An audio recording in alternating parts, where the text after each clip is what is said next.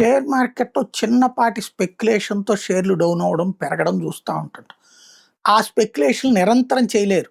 ఏదో ఒకటి క్యాచ్ అవుతుంటది. ఆ రోజున పడుతుంటది. కానీ ఉద్దేశపూర్వకంగా జరుగుతున్న దాన్నే కనుక షేర్ మార్కెట్‌లో డబ్బులు సంపాదించుకోవాలని అనుకుంటే, ఇది వైట్ హౌస్‌లో జరుగుతున్న కుంభకోణం గురించిన చర్చలు నడుస్తున్నాయి. యుద్ధం చేస్తున్న అమెరికా ఆలోచనలకు అనుగుణంగా ఏ షేర్ పెరుగుతది, ఏ షేర్ తగ్గుతుందో తెలిసి పెట్టుబడులు పెట్టారట వైట్ హౌసోళ్ళే. జనవరిలో వెనిజులాలో అమెరికా సైనిక చర్యకు ముందు ఆయిల్ కంపెనీలకు సంబంధించిన స్టాక్స్ మీద అధిక పెట్టుబడులు పెట్టారట. ష ఈ వైట్ హౌసోళ్ళు, వైట్ హౌస్‌కి సంబంధించిన సిబ్బందితో బంధువులు, స్నేహితులు.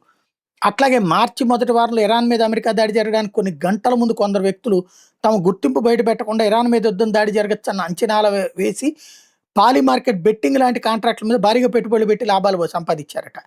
అలాగే ఇరాన్ మీద దాడుల్ని తాత్కాలికంగా నిలిపేస్తున్నట్టు ట్రంప్ ప్రసంగించడానికి కొన్ని నిమిషాల ముందు క్రూడ్ ఆయిల్ ఫ్యూచర్స్ షేర్లు భారీగా చేతులు మారినాయట.